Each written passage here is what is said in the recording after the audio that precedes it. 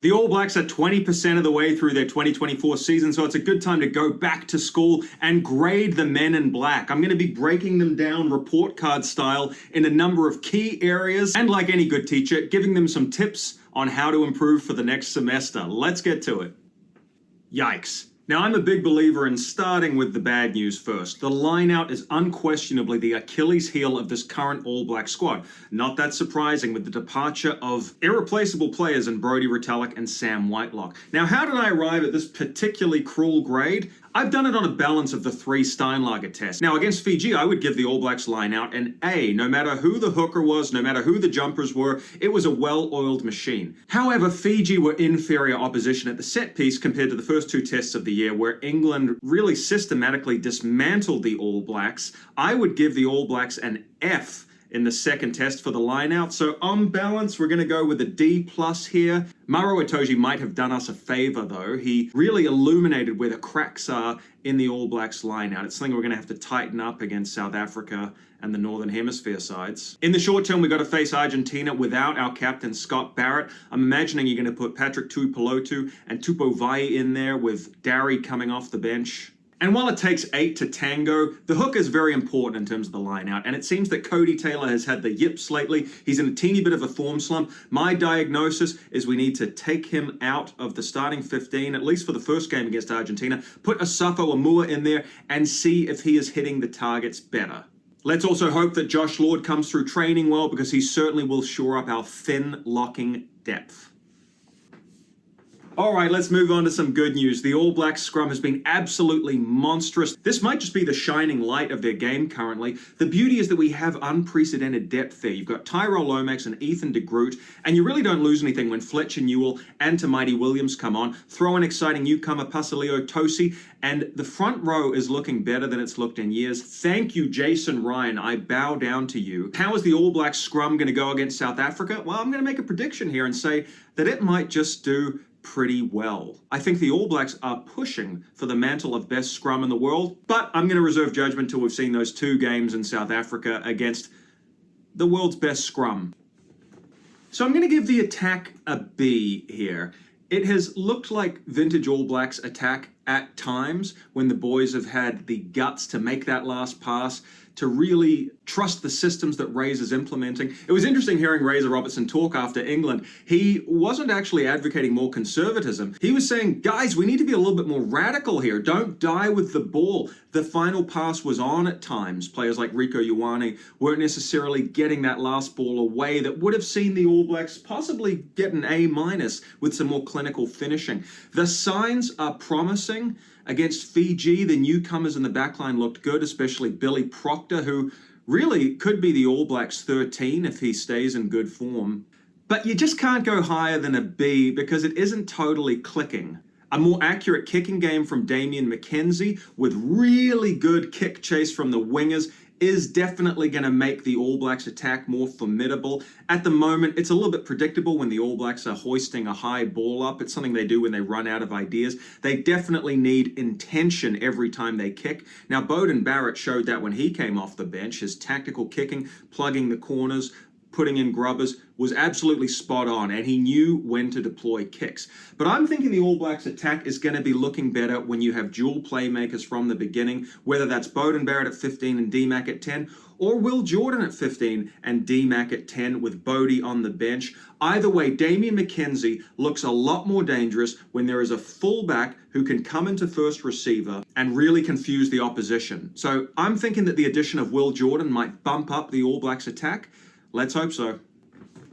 The defense has been terrific for the All Blacks. My favorite highlight of the season so far was that amazing stand on their own goal line in the second test against England as they defended their Eden Park record against multiple attacking lineouts from the English.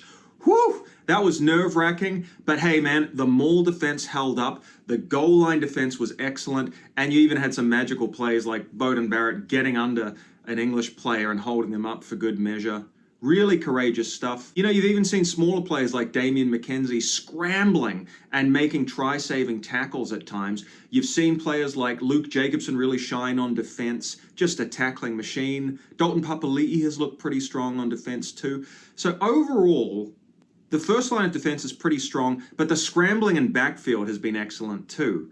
Now, you can't give it an A+ because clearly the All Blacks are vulnerable to the cross kick in the backfield. There were two teams wearing white who totally exposed them. Of course, it was England, but then Fiji pulled off a textbook crossfield kick for a try. And listen, the All Blacks back three looked to be a little bit shambolic there. So, look, perhaps an A is generous. I think the All Blacks are having a bit of trouble defending attacking kicks, but I'm optimistic that they're going to learn a lot from the errors they made in the first 3 games of the year and be more accurate under the high ball with their positioning. I'm going to give a B- to the breakdown. It was a little bit Dr. Jekyll and Mr. Hyde. The All Blacks were able to turn over ball at critical times against England to stay in both games, but really, they did cough up too much pill. And even against Fiji, I remember they gave up 2 turnovers in the first 4 minutes of the game. That's pretty rough. If we're doing that against teams like South Africa and Ireland, it's going to be a long day at the office. So there is work to do there. However, there are signs that we're starting to click more in terms of counter-rucking and ball retention. So yeah, B- for now, but a lot of room for improvement. It's going to come down to who the loose forward trio is. I would be interested to see Jacobson at 6, Blackadder at 7, and Ardie Savea at 8. I feel like right now that is probably the best unit. But what do you guys think? Who's your starting back row against Argentina? Let me know in the comments.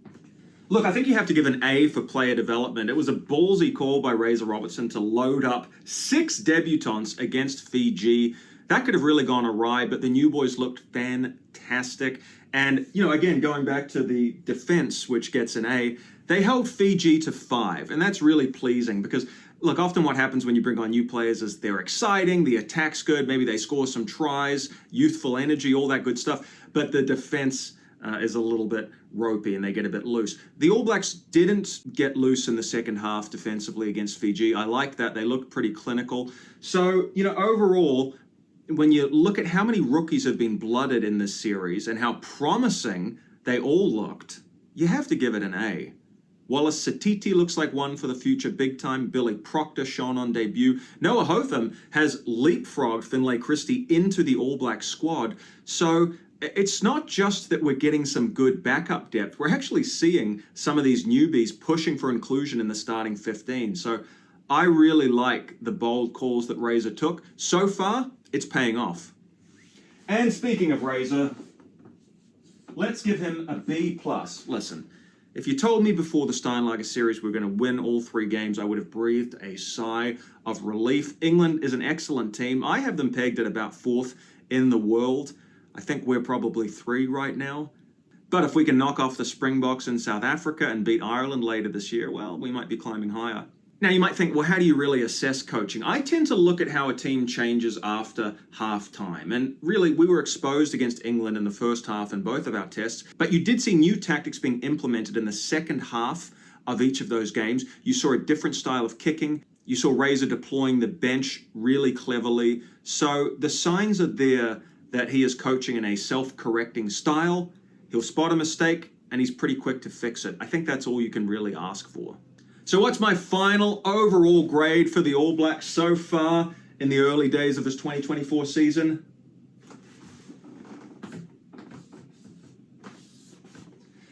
I'm going to give them a B. 3 wins is fantastic, particularly considering all the newbies, considering it's a totally new coaching staff. But we've got to hold the All Blacks to high standards. And while they have been able to scrape out wins against a very good English side, you feel the upside potential is a lot higher than what we're seeing now. So B, B-, can't really go lower than that. Sometimes you just got to win, and they did get 3 wins. So overall, a really solid and satisfying start to the season for the All Blacks. Plenty to work on, especially this one right here. But I'm eternally optimistic the All Blacks are going to improve, and I'm excited for the Rugby Championship.